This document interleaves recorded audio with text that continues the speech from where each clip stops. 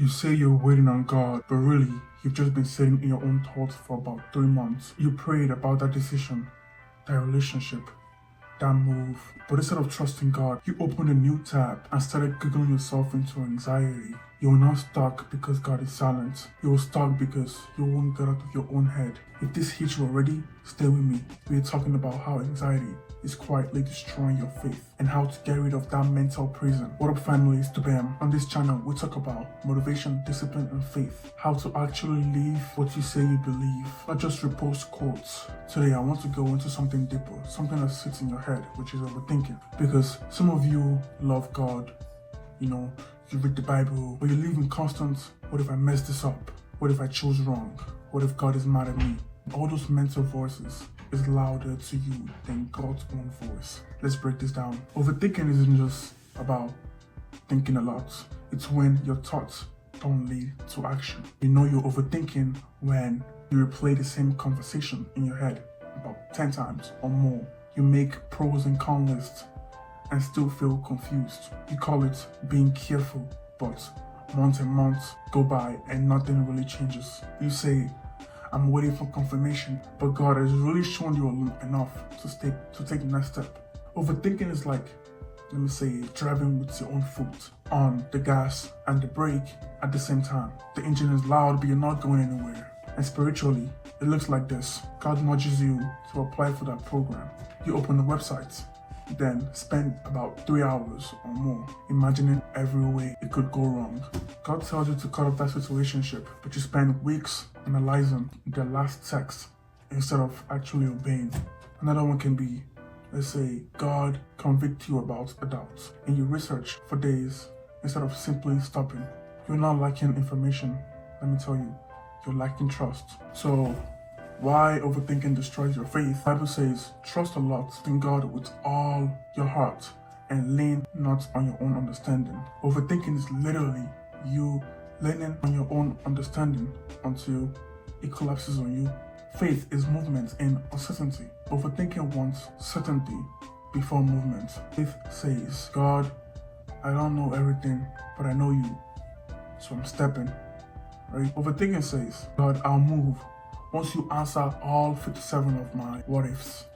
That's not trust, that's control, dressed up like wisdom. There's also a verse that says, a double-minded person is unstable in all their ways. That's what overthinking does. It makes your mind goes, yeah, no, maybe, what if? Let me check one more thing. You're praying, but you're also stuck into Instagram, comparing your life to people on TikTok, checking about 10 to 20 different opinions on YouTube. No wonder God's voice feels quiet. You're surrounding it with noise. And here's the heavy part. Overthinking is a form of meditation, just on the wrong things. Instead of meditating on God's word and promises, you meditate on fears, your past mistakes, and every worst scenario your imagination can create. So of course your faith feels small, feeding your fears way more than your spirit. Now, how do you break the overthinking loop? Let's get practical, because just trust God more is not a helpful advice. Step 1, catch the loop. Most of us don't even realize when we're slipped into overthinking. So the first step is awareness. Next time your mind starts spiraling, ask, am I solving a problem or am I just spinning in fears? If there's no new information and no new action, then you're in a loop. You can even set a rule. I get 10 minutes to think and plan. After that, I decide or I table it. Step 2, bring it to God simply, not perfectly. Overthinkers try to pray like lawyers. God, here's my 27 prayer points. Exhibit A, Exhibit B. Talk to God like a father, not a judge. Pray something like, God, I'm scared I will make the wrong moves. I don't want to lean on my own understanding. Give me wisdom and give me peace in one direction. It's just as simple as that. Step 3, choose one clear next step. Faith isn't, I see the whole 10-year plan. I know enough to take the next step. After you pray, write down one clear action. I'm applying to this program.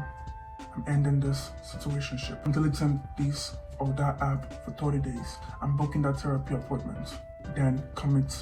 I'll do this within 24 hours. You break overthinking by moving your body in obedience, not by thinking of a better thought. Step 4, set boundaries with your mind. Once you act, your brain will try to drag you down. What if you made a mistake? What if there's a better option? When those thoughts come, you literally answer yourself, no, I already prayed, I already decided. My job now is to work it out, not rethink it. Somebody watching this needs to make that your new rule. Once I've prayed and acted, I don't retaliate the decision every night at 2 a.m. Step 5, replace the noise. Overthinking doesn't just disappear. I mean, we all know that. You have to replace it. If your mind is loud at night, stop falling asleep to scrolling. Put on a worship, a sermon, or silence. Read a psalm before bed. Journal 1 page. Here's what I'm worried about. Here's what I'm trusting God with. There's a verse that says, when we bring our anxiety to God with prayers, He gives us peace that guides our heart and mind. But the key word here is bring, not research, not ruminate, but bring. Listen, you're not too broken spiritually, you're just too loud mentally. God is not impressed by your overthinking though. Listen, let me tell you. He is moved by obedience. You just don't need perfect clarity. You just need enough faith to say, God, I trust you more than my what-ifs. I'd rather move with you in uncertainty than stay stuck in my head without you. And as you start taking those imperfect steps, you're going to feel your faith get stronger and stronger, because it won't just live in your thoughts anymore, but rather it will live in your choice. If this hits you, don't just click away. Drop a comment and tell me, what's one area where overthinking has been paralyzing you? Not for YouTube, but just so you can actually name it. Share this with somebody who has been stuck in their head for way too long. My name is Dubai. This is where motivation, faith, and discipline meets. And I'll catch you guys in the next.